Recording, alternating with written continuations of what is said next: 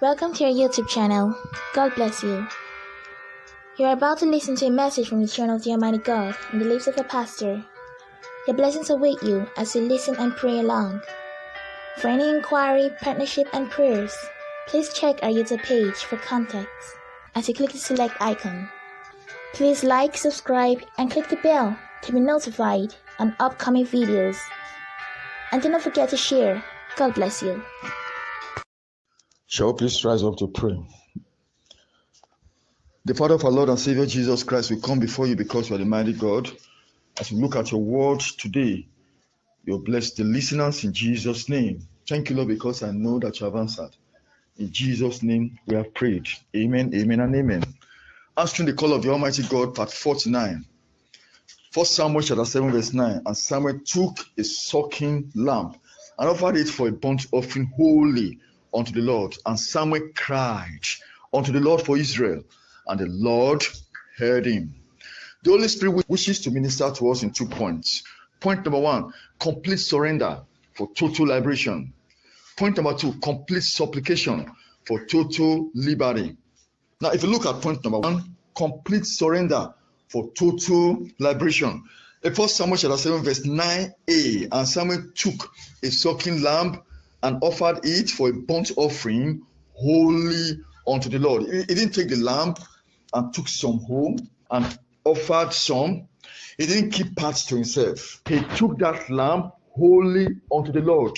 Because if you see the spiritual significance of that word, holy, it means that when we come before the Lord at the point of repentance, at the point of salvation, we should be able to submit our hearts, our souls, our bodies, our intent, submitting everything because he sees our heart. If we are asking the Lord for forgiveness, we're asking the Lord for mercy. As part of our hearts are drifted to something else, to the world, to the love or to the attachment we have with that individual or the other individual or to that system or to the other one, and then you see, we will not experience the power of true salvation.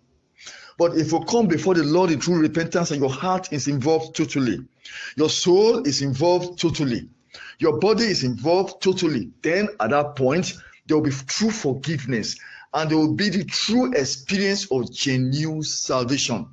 A lot of people in the church today, and they claim to be Christians, they talk like Christians, behave like Christians, and they walk sanctimoniously. They react like ideal Christians without the personal salvation. These persons will not get to the pearly gate of heaven. It is not enough to behave like the Christian, talk like the Christian, be quiet like the Christian, dressing like the Christian, talking softly like the Christian. Without the experience of genuine salvation, there is no access to the pearly gate of heaven. For us to have that genuine experience that will take us to the pearly gate of heaven, get us through to the throne of God, to where God is at the end of life, it is that at the point of repentance, your heart will be involved. And the devil suggests to you this, that thing. Are you living it now? Are you sincere? And you tell the devil you are sincere. It is at that point of genuine repentance that is when the power of God will visit that individual. That is when that individual can say that indeed I've given my life to Christ and I've experienced the power of salvation.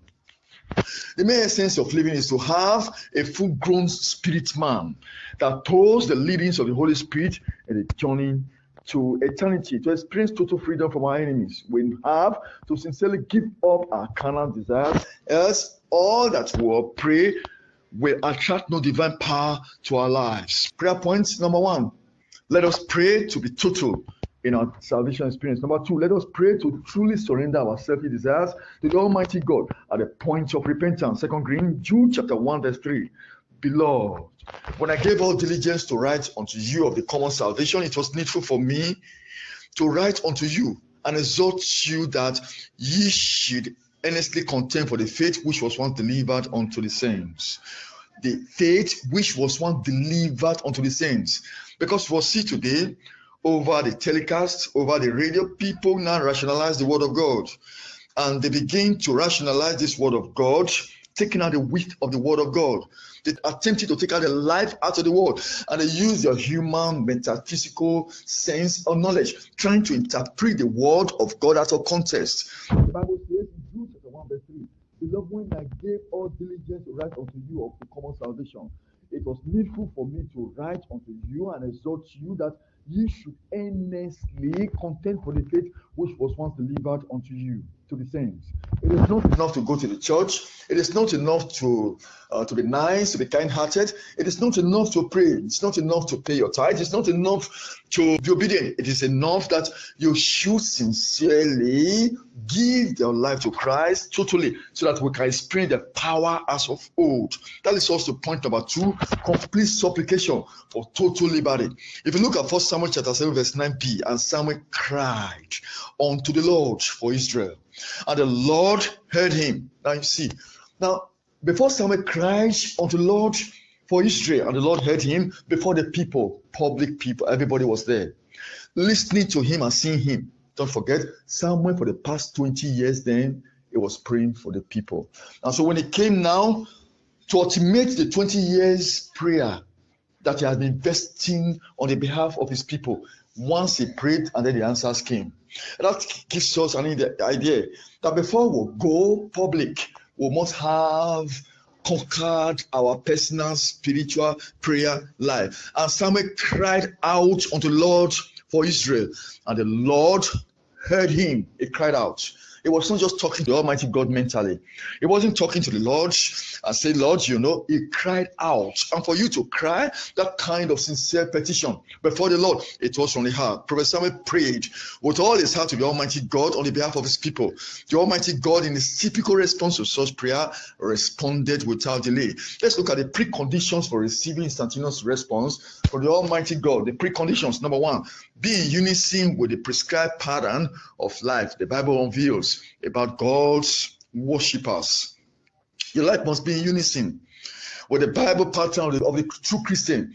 Your life must be in unison, because we are looking at the preconditions for receiving instantaneous response from the Almighty God. Number 2, be intentional about serving the Almighty God with all your heart. Be intentional, be deliberate. Number 3, be hardy in your prayers to Him, and do not pray to impress anybody. Number 4, be focused as you pray, and let your heart be directed to the resources of heaven, thereby knocking off any man-made impressions on your heart at the point of prayer. Number 5, seek the mercy of the Almighty God at the point of your prayers, which is devoid of pride. Number 6, let the prayer truly take roots for your heart towards heaven. Number 7, be responsive to the expectations of the Almighty God from you, as you show empathy to other people before and after such prayers of yours. Now we have seen 7 preconditions for receiving instantaneous prayer from the Almighty God. Number 1, your life is in line with the Word of God. Number 2, be deliberate about serving God. Be very, very deliberate. Whether somebody sees you or not, whether someone is there or not, you are very deliberate, intentional. And when you are invited to evil, you are very deliberate and intentional. You turn away your face, your heart, and your life. Be very intentional, and God sees you. And then be hardy your prayers to God. Don't impress people. Some people pray because you want to impress the other person. All those prayers don't even cross the ceiling. It doesn't go anywhere. In short, it doesn't even leave the circumference of that individual praying. In short, such prayers are hacked by demons, by the very demons all around that place. And be focused as you pray, and let your heart be directed to the resources of heaven as you are praying. Then seek the mercy of the Almighty God. At the point, don't come and say, Lord, I must do the most holiest person over there, and that you listen now. And no. Seek God's mercy. And number 6, let your prayer truly take roots from your heart, and they be responsive to the expectations of the Almighty God. As you are seeking God's mercy, show empathy to people too. Prayer points: number 1, let us pray to receive from the Almighty God, trusting in Him totally. Number 2, let us pray to be faithful to the Almighty God always. So let's ask your point number 1. If you have to pray the prayer of repentance, do so heartily and completely. Because you see in 1 Samuel 7 verse 9a, and Samuel took a sucking lamb and offered it for a burnt offering wholly unto the Lord. So let's ask your point number 2. Pray sincerely to the Almighty God for forgiveness of sins, and you will receive an instantaneous answer.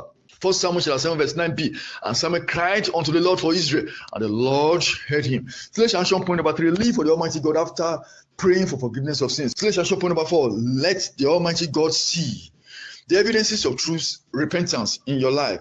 Celestial point number 5, let the mercy of the Almighty God radiate from your life every day. The question: have you sincerely given your life to the Almighty God through our Lord and Savior Jesus Christ? If you have not, why not? Because you see, He hates evil in our lives. He hates unrighteousness in our lives, because if we do not give our life now, we're not sure of making eternity. And if you want to give your life to Christ now, you say after me, Lord, I come before you, have mercy upon my life, and I promise you that I won't go back to evil anymore. Lord, I will serve you through our Lord Jesus Christ sincerely from now henceforth, in Jesus' name. If you have prayed that prayer sincerely, congratulations. Father, in Jesus' name, I pray, Lord, any individual that has prayed that prayer sincerely will receive the soul salvation now in Jesus' name. Thank you, Lord, because I know that you have answered. In Jesus' mighty name, we pray. Amen, amen, and amen. God bless you. Thanks for listening to the message. Your blessings await you as you obey and pray along. For any inquiry, partnership, and prayers, please check our YouTube page for contact as you click on the select icon. Please like, subscribe, and click the bell to be notified on upcoming videos. And do not forget to share. God bless you.